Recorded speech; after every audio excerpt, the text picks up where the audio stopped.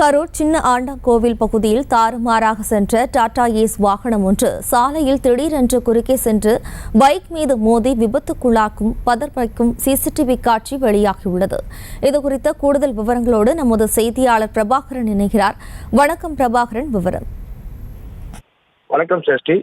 கரூர் மாநகராட்சிக்குட்பட்ட சின்ன ஆண்டாங்கோவில் பகுதியில் டாடா கனரக வாகனத்தை ஓட்டி வந்த ஓட்டுநர் இருசக்கர வாகனம் மீது லேசாக மோதியதால் வாகன ஓட்டிகள் அவரை பின்தொடர்ந்து துரத்தி வந்துள்ளனர். இதனால் பதட்டமடைந்த ஆட்டோ ஓட்டுநர் தாறுமாறாக வாகனத்தை இயக்கியதால் கரூர் திருச்சி விதாரண சாலையில் இருசக்கர வாகனத்தில் வந்த இளைஞர் மோதியதோடு அவ்வழியாக வந்த அரசு பேருந்து பின்பகுதியில் ஆட்டோ மோதி நின்றது.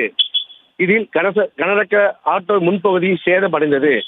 மேலும் இரு சக்கர வாகனத்தில் வந்த இளைஞருக்கு படுகாயம் ஏற்பட்டு அவர்களை ஆம்புலன்ஸ் மூலம் சிகிச்சைக்காக அரசு மருத்துவமனைக்கு அனுப்பி வைத்தனர்.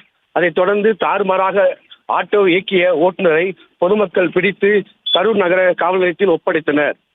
கனரக அரசு பேருந்து மீது ஓடிய சிசிடிவி காட்சி தற்போது சமூக வலைதளங்களில் பரவி வைரலாகி வருகிறது. செய்திகளை உடனுக்குடனும் துல்லியமாகவும் தெரிந்து கொள்ள சப்ஸ்கிரைப் பண்ணுங்க.